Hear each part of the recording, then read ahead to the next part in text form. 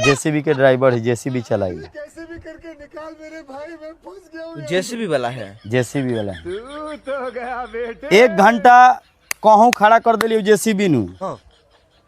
ओजन के आदमी के दिल के धड़कन बढ़ जाए, कौ गोरा हार्ट अटैक से मर जाए। बस लिया के खड़ा करिए हुए जन गौवा में।